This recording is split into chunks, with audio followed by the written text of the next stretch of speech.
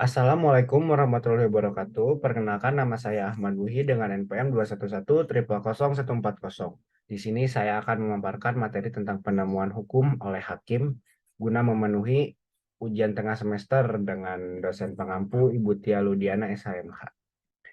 Penemuan hukum dalam proses penelitian adalah proses pembentukan hukum oleh hakim atau aparat hukum lainnya yang ditugaskan untuk menerapkan peraturan hukum, yang pada umumnya peristiwa hukum dengan konkret. Penemuan hukum pada hakikatnya mewujudkan pengembangan hukum secara ilmiah dan secara praktikal.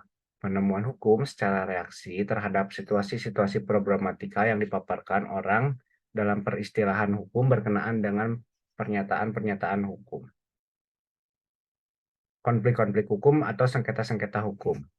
Pada umumnya, penemuan hukum dapat diartikan sebagai proses pembentukan hukum oleh hakim atau aparat hukum lainnya yang ditugaskan untuk penerapan peraturan hukum umum pada peristiwa hukum. Penemuan hukum itu meliputi proses perumusan masalah, pemecahan masalah, pengambilan keputusan. Refinding. Refinding merupakan proses pembentukan hukum oleh hakim atau aparat penegak hukum lainnya yang dalam proses penerapan peraturan umum terhadap peristiwa hukum yang konkret dan hasil penemuan hukum menjadi dasar untuk pengambilan keputusan. Van Alvelderen menyatakan seorang hakim dalam melaksanakan tugasnya harus memperhatikan dan memegang teguh pada asas yang pertama menyesuaikan undang-undang dengan fakta yang konkret, yang kedua dapat juga menambahkan undang-undang apabila perlu. Hakim sebagai penegak hukum dan keadilan yang juga berfungsi sebagai penemu yang dapat menentukan mana yang merupakan hukum dan yang mana yang bukan hukum. Seolah-olah hakim berkedudukan sebagai pemegang kekuasaan legislatif, yaitu badan pembentuk perundang-undangan. Dalam melakukan penemuan hukum, hakim menggunakan metode penafsiran terhadap undang-undang, seperti penafsiran menurut bahasa, penafsiran secara historis, penafsiran secara sistematis, penafsiran secara teologis atau sosiologis, penafsiran secara autentik, penafsiran secara ekstensif, penafsiran secara restriktif, penafsiran secara analogi, penafsiran secara argumentus. Prosedur penemuan hukum oleh hakim. Yang pertama diambil contoh penemuan hukum oleh hakim perdata karena penemuan hukum itu merupakan kegiatan hakim setiap harinya yang dilakukan secara profesional. Mengapa hakim perdata? Karena peluang penemuan hukumnya itu lebih banyak dibandingkan dengan hukum pidana yang hanya dibatasi oleh pasal 1 ayat 1 KUHP. Prosedur penemuan hukum itu meliputi jawab-menjawab yang tujuannya agar hakim mengetahui peristiwa konkret apa yang sekiranya menjadi sengketa antar kedua belah pihak. Hakim tidak akan mengkonsultasikan suatu sengketa tanpa mengadakan pembuktian terlebih dahulu. Aliran-aliran yang menolak dan menerima penemuan hukum oleh hakim. Yang pertama menurut pandangan klasik atau aliran konservatif. Montesquieu kan berpendapat bahwa hakim dalam menetapkan undang-undang terhadap peristiwa hukum sesungguhnya tidak menjalankan peranannya secara mandiri. Hakim hanyalah penyambung lidah atau corong undang-undang, sehingga tidak dapat merubah kekuatan undang-undang, tidak dapat menambahkan dan tidak dapat mengulanginya disebabkan undang-undang merupakan salah satu sumber hukum positif. Yang kedua, menurut pandangan baru atau modern.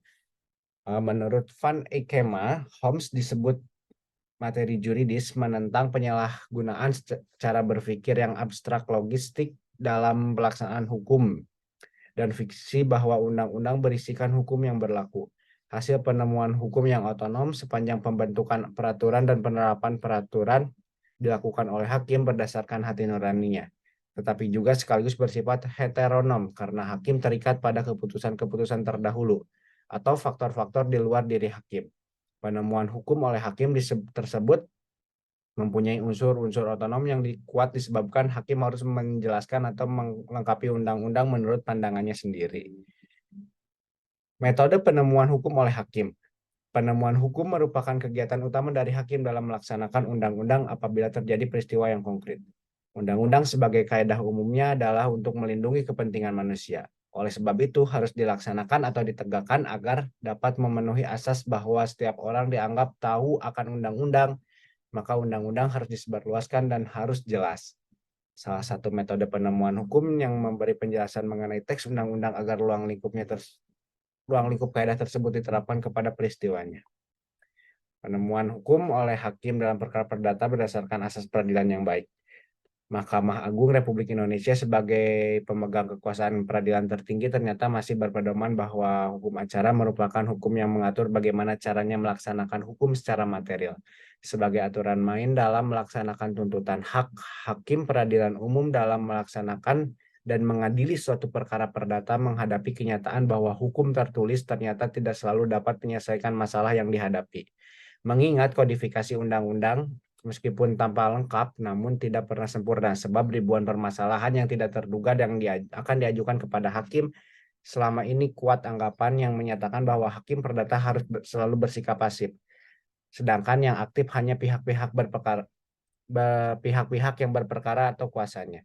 Anggapan demikian tidak sepenuhnya tepat. Dalam hukum acara perdata, hakim tidak semata-mata harus selalu bersikap pasif, melainkan hakim pun diwajibkan untuk bersikap aktif. Demikian pemaparan materi dari saya. Mohon maaf dengan segala kekurangannya. Terima kasih atas perhatiannya. Wassalamualaikum warahmatullahi wabarakatuh.